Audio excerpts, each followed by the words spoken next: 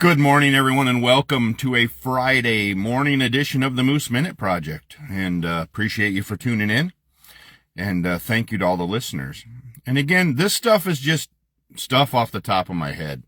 I look into statistics and stuff for the strokes and Alzheimer's and that kind of stuff. But this is just stuff that comes off the top of my head.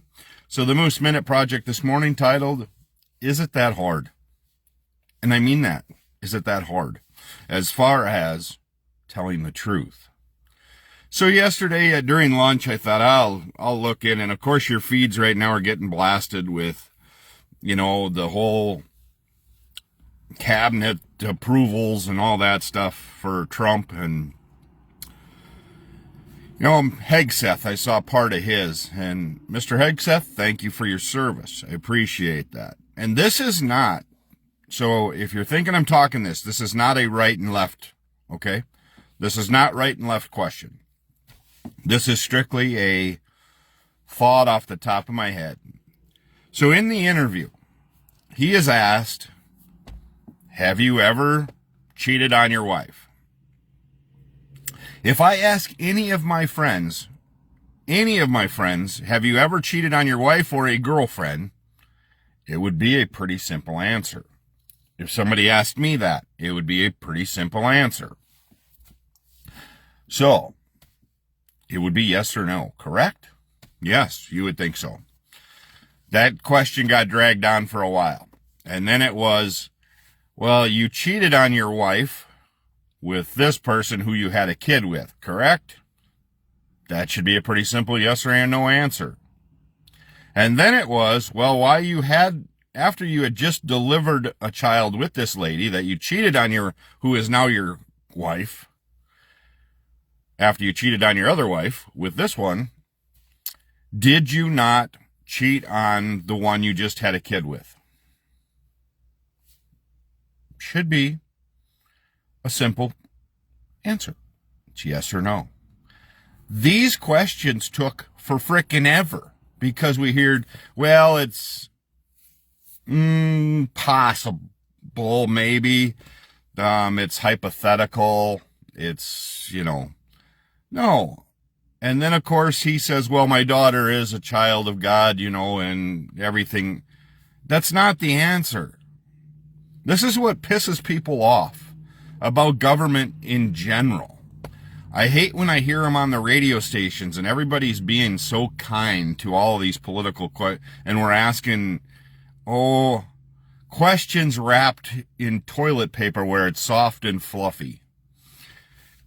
Let's get to the meat and potatoes and say yes or no. It's not that hard.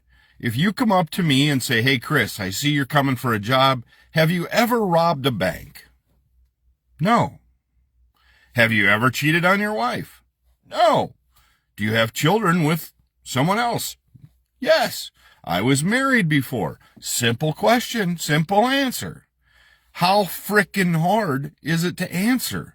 Instead of saying, well, that's hypothetical.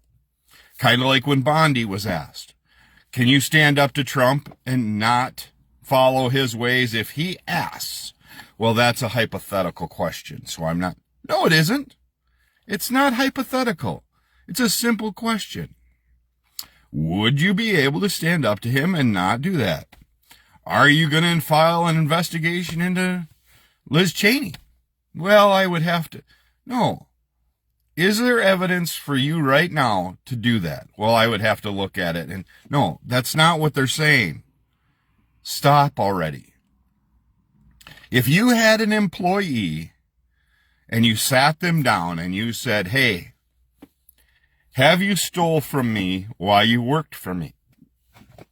Well, that's hypothetical. No, it isn't. It's a fucking question. Answer it. Have you stolen?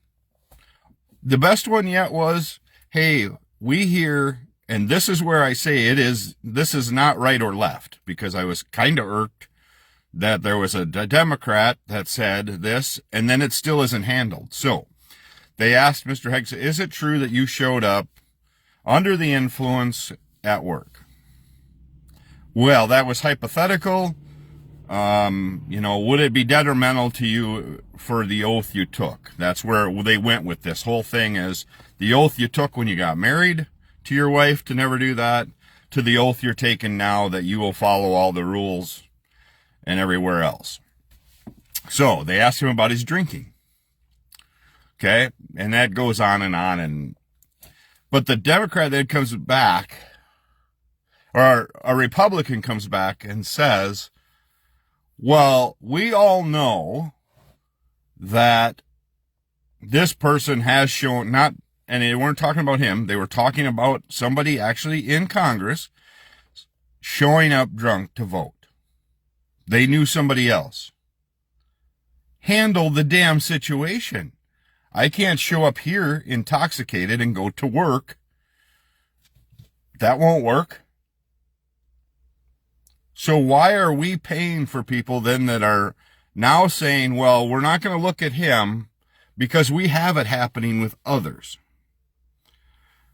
For Christ's sakes. Some people grow backbones around here. Be truthful. Be honest. And just answer the questions. And if there are people showing up intoxicated to vote on bills or whatever may be, for crying out loud, handle the situation. It's not that hard. I can't believe, as a human being, maybe it changes when you get elected, I guess. Your morals, your whatever get changed.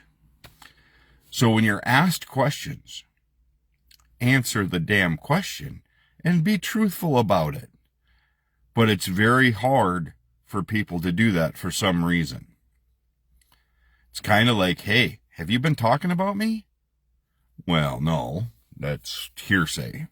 No, I wouldn't do that. You have no proof I did it. That's not the question. Have you been talking about me? And if you have, it's fine. You may have consequences if you do it to certain people.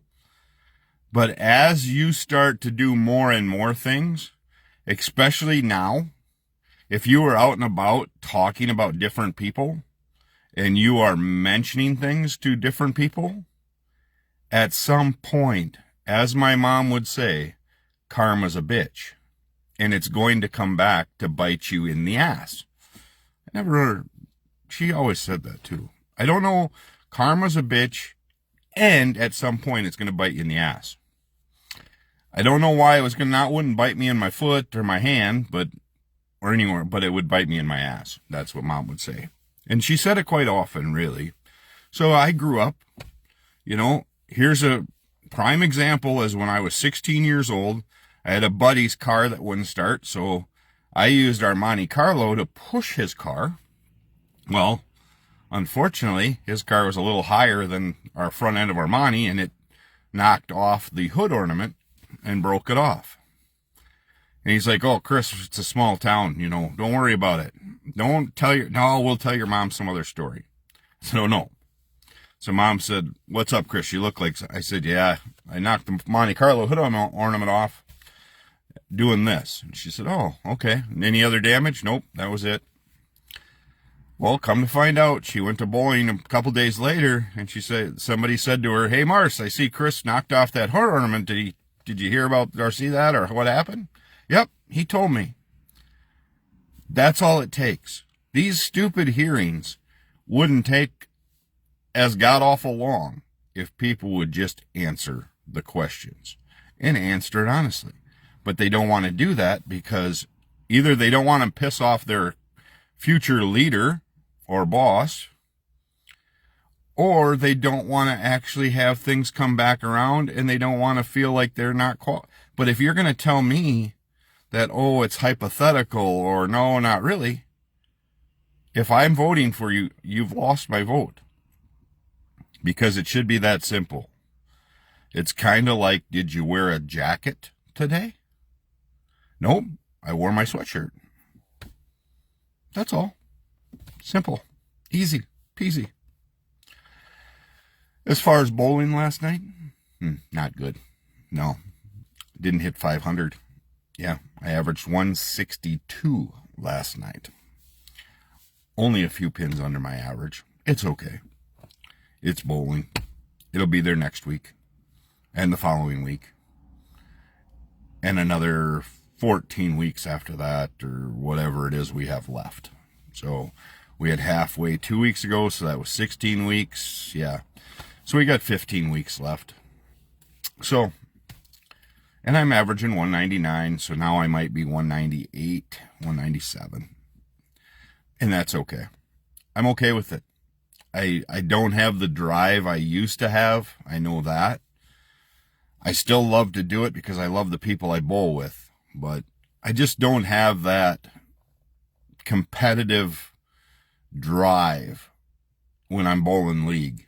Now, when I go to tournaments coming up in March, different story. My brain switches different. I don't know why. But I think it's because it's 32 weeks long. And it is what it is.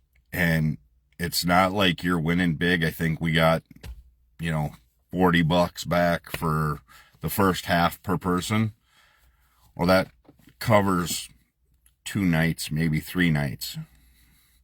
Well, it won't even cover 3 nights of league fees, so $15 a night. So, it is what it is. And then we'll bowl the city tournament next week during league, so for team event. And then single and doubles that following weekend. And the following weekend, I head up to Upper Red Lake with 4 guys fishing. Well, 3 other guys and me. And then my son and his 3 buddies are going to be somewhere else on the lake. But they're celebrating their 21st birthday. Thank God I'm not that age anymore. My liver couldn't do it, and my brain can't do it. So, that's where we're at. If somebody asks you a simple question, please just do the right thing and give them an answer of truthfulness. Hey, do you like me? Some people are going to say no, and I'm okay with that. Some people may say yes. But got a few more donations to a dear friend of mine, Sandy Granger, that has become a very dear friend of mine through this whole deal. Because they've had family members that just recently passed from Alzheimer's. Has a couple of cool donations. I will post them on the Marcy second annual strikeout, or the second annual Marcy Strikes Out Alzheimer's tournament page, the event page. If you are looking to give donations, I will gladly take them now. I've got a few that I'm going to be storing here. And then Mom's Christmas Village is coming down next weekend. So, yeah, I've been struggling a lot emotionally with that. Not sleeping well, a lot of weird dreams. Just not good. But this is helpful for me. So I thank you if you guys listen to me rambling. But again, I'm going to end it with this. Tell the truth, answer questions easily, and have a great weekend. And I will be back Monday morning with another edition of the Moose Minute Project. As always, take time to bless somebody's day.